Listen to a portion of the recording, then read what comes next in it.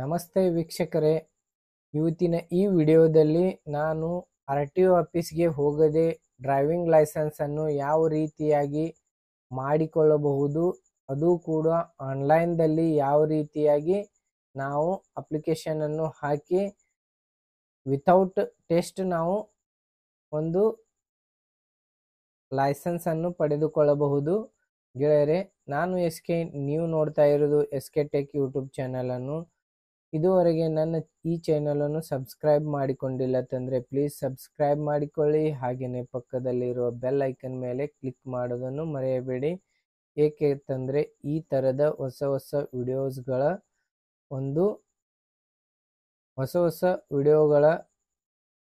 ವಿಡಿಯೋಸ್ಗಳನ್ನು ನಾನು ಈ ಒಂದು ಯೂಟ್ಯೂಬ್ ಚಾನಲ್ದಲ್ಲಿ ಅಪ್ಲೋಡ್ ಮಾಡ್ತಾ ಇರ್ತೇನೆ. ಅದರದೊಂದು ನೋಟಿಫಿಕೇಷನನ್ನು ಬರುವಗೋಸ್ಕರ ಬೆಲ್ ಐಕನ್ ಮೇಲೆ ಕ್ಲಿಕ್ ಮಾಡೋದನ್ನು ಮರೆಯಬೇಡಿ. ಗೆಳೆಯರೆ, ಹಾಗಾದರೆ ವಿಡಿಯೋವನ್ನು ಸ್ಟಾರ್ಟ್ ಮಾಡೋಣ. ಗೆಳೆಯರೆ, ಈ ಒಂದು ಅಪ್ಲಿಕೇಶನನ್ನು ನಾವು ಮೊಬೈಲ್ ಥ್ರೂ ಕೂಡ ಹಾಕಬಹುದು. ಮೊಬೈಲ್ದಲ್ಲಿ ಇರ್ತಕ್ಕಂತಹ ಕ್ರೋಮ್ ಬ್ರೌಸರನ್ನು ಓಪನ್ ಮಾಡಿಕೊಂಡು ಸೈಡಿಗೆ 3 ಡಾಟ್ಸ್ ಬರುತ್ತೆ. ಆ 3 ಡಾಟ್ಸ್ ಮೇಲೆ ಕ್ಲಿಕ್ ಮಾಡಿಕೊಂಡು ಡೆಸ್ಕ್ಟಾಪ್ ಮೋಡನ್ನು ಓಪನ್ ಮಾಡಿದರೆ ನಿಮಗೆ ಅಲ್ಲಿ ಸೇಮ್ ಲ್ಯಾಪ್ಟಾಪ್ ಥ್ರೂನೇ ವರ್ಕ್ ಆಗುವಂಥದ್ದು. ಅದರ ಥ್ರೂನು ನೀವು ಹಾಕಬಹುದು. ಇಲ್ಲಿಂದ ನಾನು ಲ್ಯಾಪ್ಟಾಪ್ ಥ್ರೂ ಒಂದು ಕ್ರೋಮ್ ಬ್ರೌಸರನ್ನು ಓಪನ್ ಮಾಡಿಕೊಂಡು ಯಾವ ರೀತಿಯಾಗಿ ಅಪ್ಲೈ ಮಾಡಬಹುದು ಅನ್ನೋದನ್ನು ತಿಳಿಸ್ಕೊಡ್ತಾ ಇದ್ದೇನೆ. ಗೆಳೆಯರೆ, ಕ್ರೋಮ್ ಬ್ರೌಸರನ್ನು ಈ ರೀತಿಯಾಗಿ ಓಪನ್ ಮಾಡಿಕೊಳ್ಳಿ.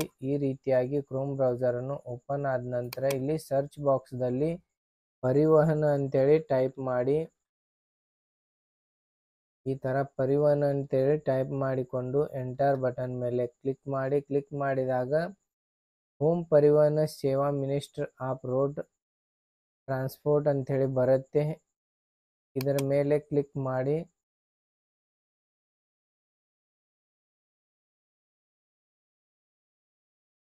ಗೆಳೆಯರೆ, ಇದ್ರ ಮೇಲೆ ಕ್ಲಿಕ್ ಮಾಡಿದ ನಂತರ ಇಲ್ಲಿ ಸಾಕಷ್ಟು ಒಂದು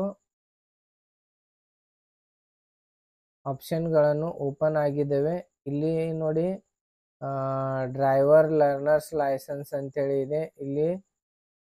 ಇಲ್ಲಿಂದ ಕೂಡ ಅಪ್ಲೈ ಮಾಡ್ಬೋದು. ಆನಂತರ ಇಲ್ಲಿ ನೋಡಿ, ಕರ್ಸರನ್ನು ಈ ರೀತಿಯಾಗಿ ಆನ್ಲೈನ್ ಸರ್ವಿಸಸ್ಗಳ ಮೇಲೆ ಒಯ್ದಾಗ ಈ ಥರ ಒಂದು ಪಟ್ಟಿಯನ್ನು ಓಪನ್ ಆಗುತ್ತೆ. ಇದರಲ್ಲಿ ವೆಹಿಕಲ್ ರಿಲೇಟೆಡ್ ಸರ್ವಿಸ್ ಇವೆ, ಪರ್ಮಿಟ್ ರಿಲೇಟೆಡ್ ಸರ್ವಿಸ್ ಇದೆ, ಆನಂತರ ಡ್ರೈವಿಂಗ್ ಲೈಸೆನ್ಸ್ ರಿಲೇಟೆಡ್ ಸರ್ವಿಸ್ ಅಂತೇಳಿದೆ. ಈಗ ನಾನು ಡ್ರೈವಿಂಗ್ ಲೈಸೆನ್ಸನ್ನು ಯಾವ ರೀತಿಯಾಗಿ ಅಪ್ಲೈ ಮಾಡಬಹುದು ಅನ್ನೋದನ್ನು ತಿಳಿಸ್ಕೊಡ್ತಾ ಇದ್ದೇನೆ. ಅದಕ್ಕೋಸ್ಕರ ಡ್ರೈವಿಂಗ್ ಲೈಸೆನ್ಸ್ ರಿಲೇಟೆಡ್ ಸರ್ವಿಸ್ ಮೇಲೆ ಈ ಥರ ಕ್ಲಿಕ್ ಮಾಡಿ. ಈ ರೀತಿಯಾಗಿ ಒಂದು ಸೈಟನ್ನು ಓಪನ್ ಆಗುತ್ತೆ ಗೆಳೆಯರೆ. ಈ ಥರ ಇಲ್ಲಿ ನೋಡಿ, ಅಪ್ಲೈ ಫಾರ್ ಲರ್ನರ್ಸ್ ಲೈಸೆನ್ಸ್ ಅಂತೇಳಿದೆ. ಇಲ್ಲಿ ಕ್ಲಿಕ್ ಮಾಡಿ.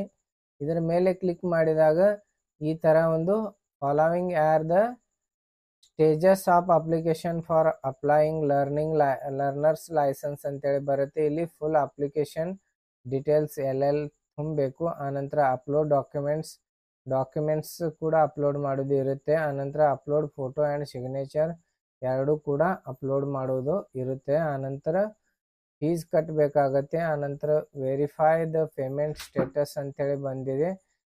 ಪೇಮೆಂಟ್ ಸ್ಟೇಟಸ್ ಕೂಡ ಚೆಕ್ ಮಾಡಿಕೊಂಡು ಪ್ರಿಂಟ್ ದ ರಿಸಿಪ್ಟ್ ಮೇಲೆ ಕ್ಲಿಕ್ ಮಾಡಿಕೊಂಡಾಗ ಪ್ರಿಂಟನ್ನು ಬರುವಂಥದ್ದು.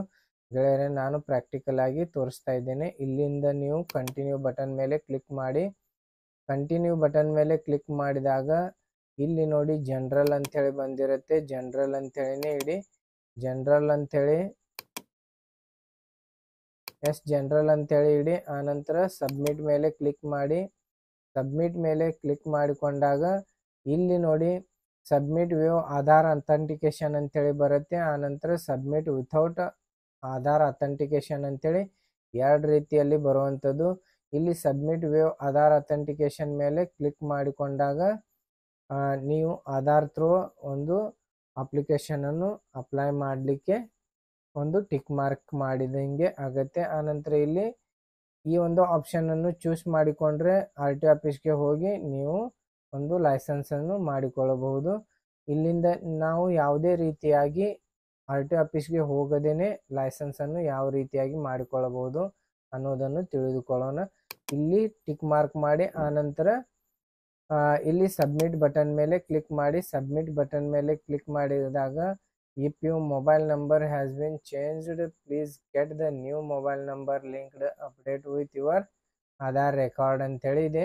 ಇದರ ಮೇಲೆ ಕ್ಲಿಕ್ ಮಾಡಿ. ಕ್ಲಿಕ್ ಮಾಡಿಕೊಂಡು ಈ ರೀತಿಯಾಗಿ ಸ್ಟೇಟ್ ಕೂಡ ಸೆಲೆಕ್ಟ್ ಆಗಿದೆ. ಆನಂತರ ಇಲ್ಲಿ ಆಧಾರ್ ನಂಬರ್ ಅಂತೇಳಿ ಬಂದಿದೆ ನೋಡಿ. ಆಧಾರ್ ನಂಬರನ್ನು ಸೆಲೆಕ್ಟ್ ಮಾಡಿಕೊಂಡು ಇಲ್ಲಿ ಆಧಾರ್ ಕಾರ್ಡ್ ನಂಬರನ್ನು ಎಂಟರ್ ಮಾಡಿ.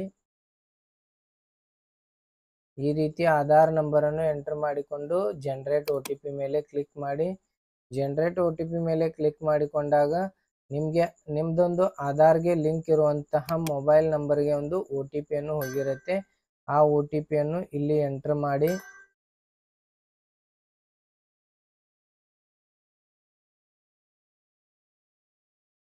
ಈ ರೀತಿ OTPಯನ್ನು ಎಂಟರ್ ಮಾಡಿಕೊಂಡು ಇಲ್ಲಿ ನೋಡಿ Aadhaar holder should have registered mobile number update against their Aadhaar ಅಂತೇಳಿ ಬಂದಿರುವಂಥದ್ದು. ಇಲ್ಲಿ ಕೆಲವೊಂದಿಷ್ಟು ಟರ್ಮ್ಸ್ ಕಂಡೀಷನ್ಸ್ಗಳನ್ನು ಕೊಟ್ಟಿದ್ದಾರೆ. ಇದು ಟಿಕ್ ಮಾರ್ಕ್ ಮಾಡಿಕೊಳ್ಳಿ. ಈ ರೀತಿಯಾಗಿ ಟಿಕ್ ಮಾರ್ಕ್ ಮಾಡಿಕೊಂಡು ಅಥೆಂಟಿಕೇಟ್ ಮೇಲೆ ಕ್ಲಿಕ್ ಮಾಡಿ. ಈ ರೀತಿಯಾಗಿ ಅಥೆಂಟಿಕೇಟ್ ಮೇಲೆ ಕ್ಲಿಕ್ ಮಾಡಿಕೊಂಡಾಗ ಅಪ್ಲಿಕೇಶನ್ ಒಂದು ಡೈರೆಕ್ಟ್ ಆಗಿ ಹೆಸರನ್ನು ತಗೊಂಡಿದೆ. ಆನಂತರ ಡೇಟ್ ಆಫ್ ಬರ್ತ್ ಕೂಡ ಇದೆ. ಈ ಥರ ಡೀಟೇಲ್ಸನ್ನು ಡೈರೆಕ್ಟ್ ತಗೊಂಡಿರುತ್ತೆ. ಆನಂತರ ಇಲ್ಲಿಂದ ನಾವು ಮತ್ತೆ ಡೈರೆಕ್ಟ್ ಆಗಿ ಪ್ರೊಸೀಜರ್ ಮೇಲೆ ಕ್ಲಿಕ್ ಮಾಡೋಣ.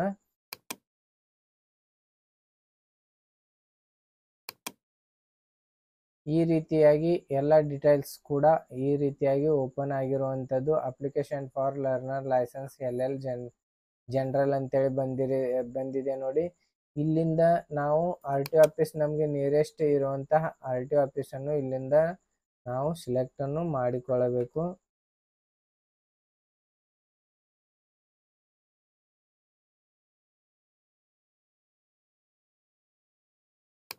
ಈ ರೀತಿಯಾಗಿ ನಿಯರೆಸ್ಟ್ ಇರುವ ಒಂದು RTOವನ್ನು ಸೆಲೆಕ್ಟ್ ಮಾಡಿಕೊಳ್ಳಿ. ಸೆಲೆಕ್ಟ್ ಆದ ನಂತರ ಇಲ್ಲಿ ಹೆಸರು ಕೂಡ ತಗೊಂಡಿರುತ್ತೆ.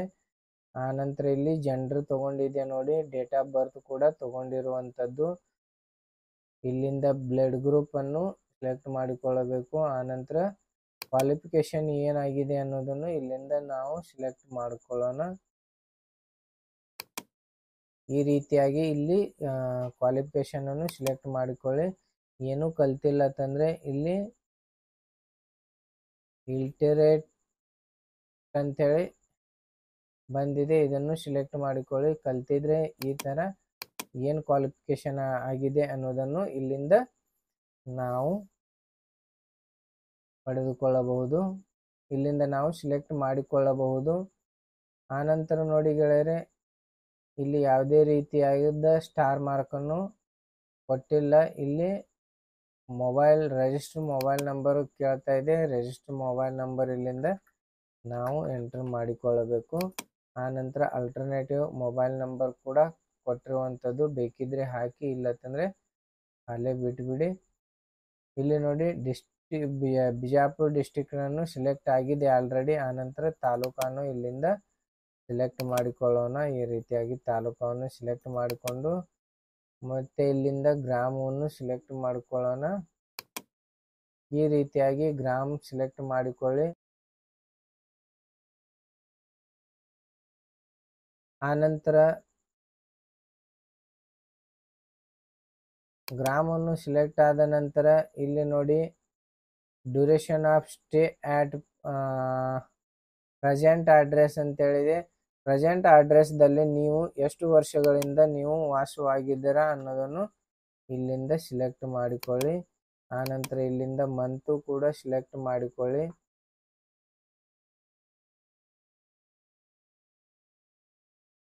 ಈ ರೀತಿಯಾಗಿ ಮಂತು ಕೂಡ ಸೆಲೆಕ್ಟ್ ಮಾಡಿಕೊಂಡು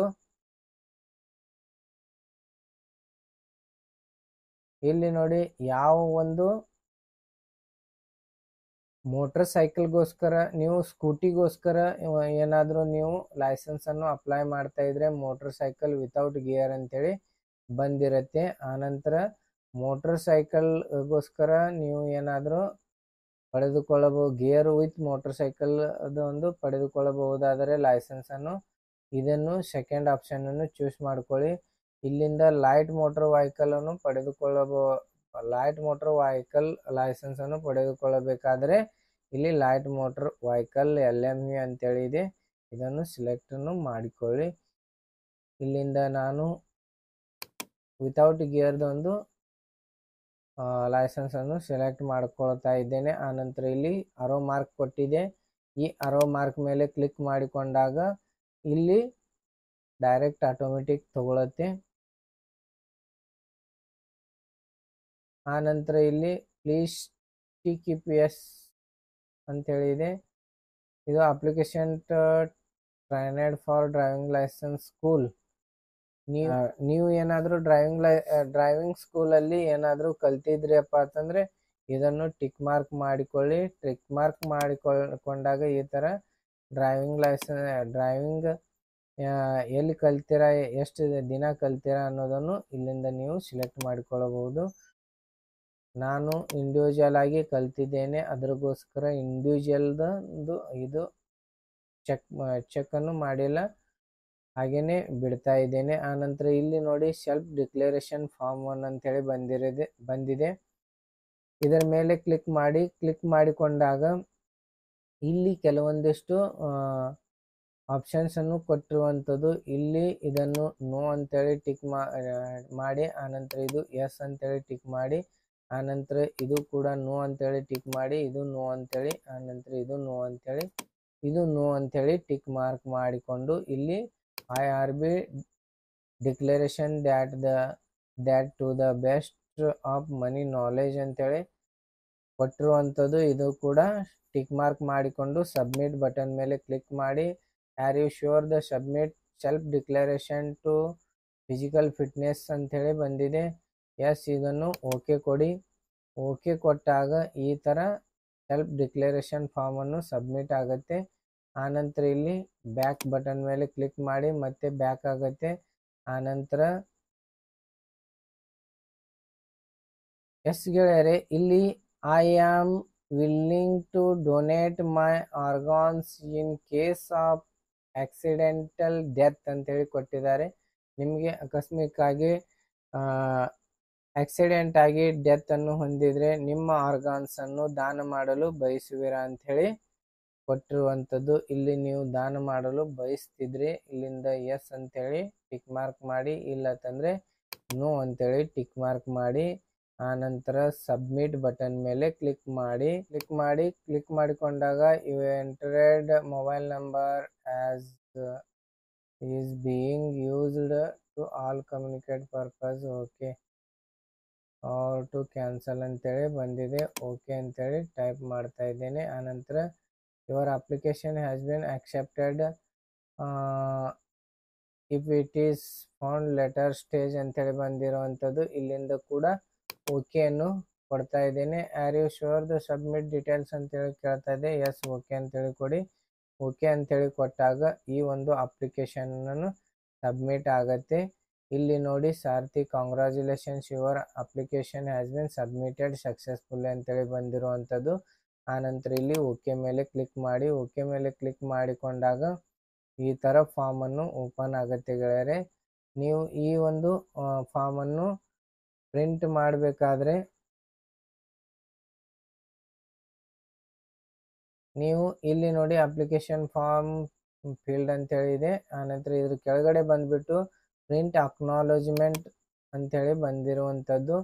ಇದರ ಮೇಲೆ ಕ್ಲಿಕ್ ಮಾಡಿಕೊಂಡಾಗ ನಿಮಗೆ ಅಕ್ನಾಲಜ್ಮೆಂಟ್ ಪ್ರಿಂಟಿಗೆ ಬರುತ್ತೆ, ಈ ರೀತಿಯಾಗಿ ಪ್ರಿಂಟಿಗೆ ಬರುತ್ತೆ ಗೆಳೆಯರೆ. ಆನಂತರ ಇದು ಪ್ರಿಂಟ್ ಬಟನ್ ಮೇಲೆ ಕ್ಲಿಕ್ ಮಾಡಿಕೊಂಡಾಗ ಅದನ್ನು ಪ್ರಿಂಟ್ ಕೂಡ ಆಗುತ್ತೆ. ನಾನು ಆಲ್ರೆಡಿ ಸೇವ್ ಮಾಡಿ ಇಡ್ತಾ ಇದ್ದೇನೆ. ಈ ರೀತಿಯಾಗಿ ನೀವು ನಿಮ್ಮ ಮೊಬೈಲ್ದಲ್ಲಿ ಸೇವ್ ಮಾಡಿ ಇಡಬಹುದು. ಎಸ್, ಸೇವ್ ಮಾಡಿದ್ದೇನೆ. ಆನಂತರ ನೆಕ್ಸ್ಟ್ ಬಟನ್ ಮೇಲೆ ಕ್ಲಿಕ್ ಮಾಡಿ. ನೆಕ್ಸ್ಟ್ ಬಟನ್ ಮೇಲೆ ಕ್ಲಿಕ್ ಮಾಡಿದಾಗ ಅಪ್ಲಿಕೇಶನ್ ನಂಬರ್ ಈ ರೀತಿಯಾಗಿ ತಗೊಳುತ್ತೆ. ಆನಂತರ ಡೇಟ್ ಆಫ್ ಬರ್ತ್ ಕೂಡ ಈ ರೀತಿಯಾಗಿ ತಗೊಳುತ್ತೆ. ಇಲ್ಲಿ ಎಂಟರ್ ಕ್ಯಾಪ್ಚಾ ಅಂತೇಳಿ ಕೊಟ್ಟಿದ್ದಾರೆ ನೋಡಿ. ಈ ಕ್ಯಾಪ್ಚಾ ಕೋಡನ್ನು ಇಲ್ಲಿ ಎಂಟರ್ ಮಾಡಬೇಕಾಗುತ್ತೆ. ಇಲ್ಲಿ ಕೊಟ್ಟಿರುವಂಥ ಕ್ಯಾಪ್ಚಾ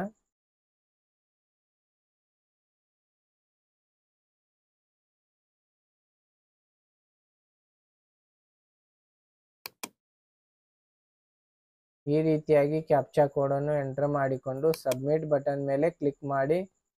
ಸಬ್ಮಿಟ್ ಬಟನ್ ಮೇಲೆ ಕ್ಲಿಕ್ ಮಾಡಿದಾಗ ಮತ್ತೆ ಈ ರೀತಿಯಾದಂಥ ಒಂದು ವಿಂಡೋವನ್ನು ಓಪನ್ ಆಗುತ್ತೆ. ಇಲ್ಲಿಂದ ನೀವು ಕರೆಕ್ಟಾಗಿ ಅಪ್ಲಿಕೇಶನ್ ನಂಬರ್ ಕೂಡ ಎಲ್ಲ ಒಂದ್ಸಲ ಚೆಕ್ ಮಾಡಿ. ಈ ರೀತಿಯಾಗಿ ಚೆಕ್ ಮಾಡಿಕೊಂಡು ಇಲ್ಲಿ ನೋಡಿ ಫಿಲ್ ಅಪ್ಲಿಕೇಶನ್ ಅಂತ ಫಿಲ್ ಆಗಿದೆ, ಕಂಪ್ಲೀಟ್ ಆಗಿದೆ. ಇದು ಕೂಡ ಅಪ್ಲೋಡ್ ಡಾಕ್ಯುಮೆಂಟ್ಸ್ ಕೂಡ ಪ್ರಿಂಟ್ ಆಗಿದೆ, ಅಪ್ಲೋಡ್ ಆಗಿದೆ. ಆನಂತರ ಅಪ್ಲೋಡ್ ಫೋಟೋ ಆ್ಯಂಡ್ ಸಿಗ್ನೇಚರ್ ಕೂಡ ಇಲ್ಲಿಂದ ಅಪ್ಲೋಡ್ ಆಗಿರುವಂಥದ್ದು. ಆನಂತರ ಇಲ್ಲಿ ನೋಡಿ ಫೀ ಪೇಮೆಂಟ್ ಕೇಳ್ತಾ ಇದೆ. ಇಲ್ಲಿ ಮತ್ತೆ ಪ್ರೊಸೀಡ್ ಮೇಲೆ ಕ್ಲಿಕ್ ಮಾಡಬೇಕಾಗತ್ತೆ. ನಾವು ಪೇಮೆಂಟನ್ನು ಗೌರ್ಮೆಂಟ್ಗೆ ಕಟ್ಟಬೇಕಾಗತ್ತೆ. ಅದಕ್ಕೋಸ್ಕರ ಇಲ್ಲಿ ಪ್ರೊಸೀಡ್ ಮೇಲೆ ಕ್ಲಿಕ್ ಮಾಡಿ. ಪ್ರೊಸೀಡ್ ಮೇಲೆ ಕ್ಲಿಕ್ ಮಾಡಿಕೊಂಡಾಗ ಈ ಥರ ಒಂದು ಪಾಪಪ್ ಅನ್ನು ಓಪನ್ ಆಗುತ್ತೆ ನಿಮಗೆ. ಇಲ್ಲಿ ಗ್ರ್ಯಾಂಡ್ ಟೋಟಲ್ ಇರುವಂಥದ್ದು 200 ರೂಪೀಸ್ ನಾವು ಕಟ್ಟಬೇಕಾಗತ್ತೆ. ಅದಕ್ಕೋಸ್ಕರ ಇಲ್ಲಿ ನೋಡಿ ಸೆಲೆಕ್ಟ್ ಅಂತ ಹೇಳಿದೆ, ಇಲ್ಲಿ ಖಜಾನೆ 2 ಅನ್ನು ಸಿಲೆಕ್ಟ್ ಮಾಡಿಕೊಳ್ಳಿ. ಆನಂತರ ಇಲ್ಲಿ ಈ ಒಂದು ಇಮೇಜ್ ಇರ್ತಕ್ಕಂತಹ ಕ್ಯಾಪ್ಚಾ ಕೋಡನ್ನು ಇಲ್ಲಿ ಎಂಟರ್ ಮಾಡಿ.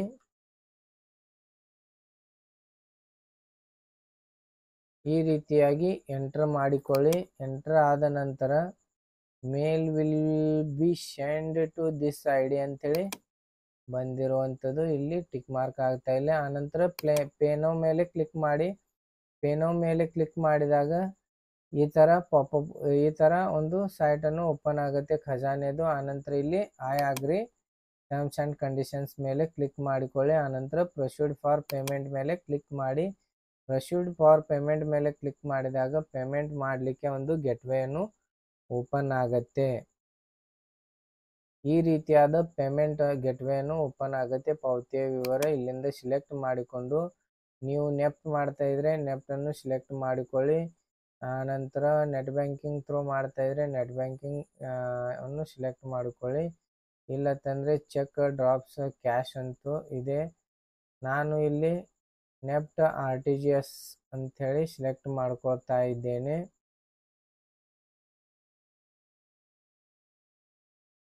ನೆಟ್ ಬ್ಯಾಂಕಿಂಗ್ ಅನ್ನು ಸಿಲೆಕ್ಟ್ ಮಾಡ್ಕೊಳ್ತಾ ಇದ್ದೇನೆ. ಆನಂತರ ಇಲ್ಲಿಂದ ICICI ಬ್ಯಾಂಕ್ ಕೇಳ್ತಾ ಇದೆ.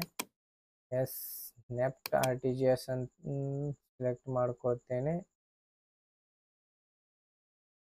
ಎಸ್ ಗೆಳೆಯರೆ, ಇಲ್ಲಿ ಸಿಲೆಕ್ಟ್ ಬಟನ್ ಮೇಲೆ ಕ್ಲಿಕ್ ಮಾಡಿಕೊಂಡು ಇಲ್ಲಿ ನೆಟ್ ಬ್ಯಾಂಕಿಂಗ್ ಸಿಲೆಕ್ಟ್ ಮಾಡಿಕೊಳ್ಳಿ. ನೆಟ್ ಬ್ಯಾಂಕಿಂಗ್ ಸಿಲೆಕ್ಟ್ ಮಾಡಿಕೊಂಡಾಗ ಇಲ್ಲಿ ಮತ್ತೆ ಈ ಪಾವತಿ ವಿಧ ಅಂತೇಳಿ ಕೇಳುತ್ತೆ. ಆನಂತರ ಇಲ್ಲಿ SBI ಪೇ ಕೂಡ ನೀವು ಸಿಲೆಕ್ಟ್ ಮಾಡ್ಕೊಳ್ಳಿ. ಆನಂತರ ICICI ಕೂಡ ಸಿಲೆಕ್ಟ್ ಮಾಡ್ಬೋದು. ಇದರಲ್ಲಿ ಯಾವುದಾದ್ರೂ ಒಂದನ್ನು ಸಿಲೆಕ್ಟ್ ಮಾಡ್ಕೊಳ್ಳಿ. ನಾನು SBI ಪೇ ಅನ್ನು ಸಿಲೆಕ್ಟ್ ಮಾಡ್ತಾ ಇದ್ದೇನೆ. ಆನಂತರ ಇಲ್ಲಿ ಎಂಟರ್ ಕ್ಯಾಪ್ಚಾ ಕೋಡ್ ಅಂತೇಳಿ ಕೇಳ್ತಾ ಇದೆ. ಇಲ್ಲಿಂದ ನೀವು ಕ್ಯಾಪ್ಚಾ ಕೋಡನ್ನು ಎಂಟರ್ ಮಾಡಿಕೊಳ್ಳಿ.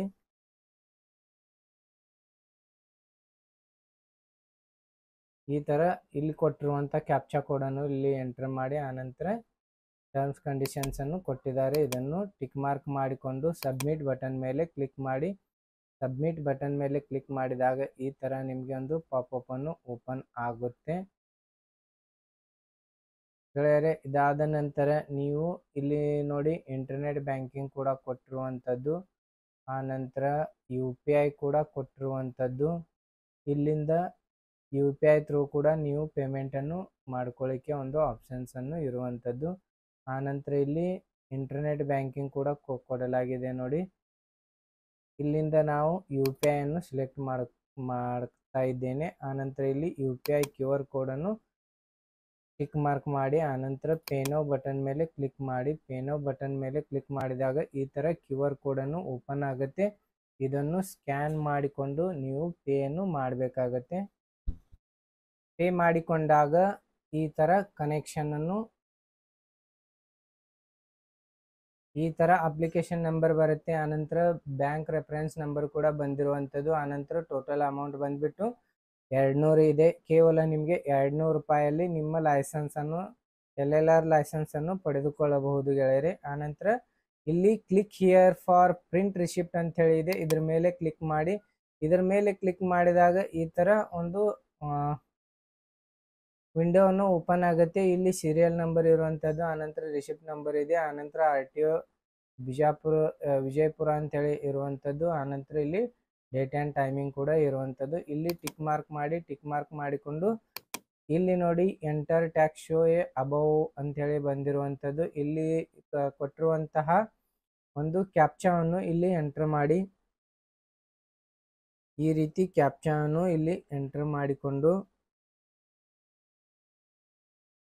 ಆನಂತರ ಇಲ್ಲಿ ಪ್ರಿಂಟ್ ರಿಸಿಪ್ಟ್ ಮೇಲೆ ಕ್ಲಿಕ್ ಮಾಡಿ.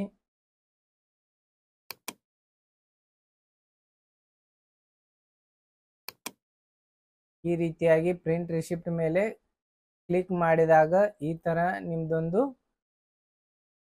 ರಿಸಿಪ್ಟನ್ನು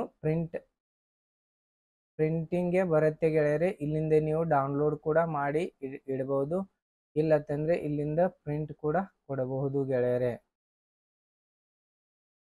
ಈ ರೀತಿಯಾಗಿ ನಿಮ್ಮ ಲೈಸೆನ್ಸನ್ನು ಕೇವಲ 200 ರೂಪಾಯಲ್ಲಿ ಮನೆಯಲ್ಲಿ ಕೂತ್ಕೊಂಡು ನೀವು ಲೈಸೆನ್ಸನ್ನು ಪಡೆದುಕೊಳ್ಳಬಹುದು. ಯಾವುದೇ ರೀತಿಯಾಗಿ RTO ಆಫೀಸ್ಗೆ ಹೋಗದೆ ಈ ಒಂದು ಪ್ರೊಸೆಸನ್ನು ಫಾಲೋ ಮಾಡಿಕೊಂಡು ನಿಮ್ಮ ಲೈಸೆನ್ಸನ್ನು ಪಡೆದುಕೊಳ್ಳಿ.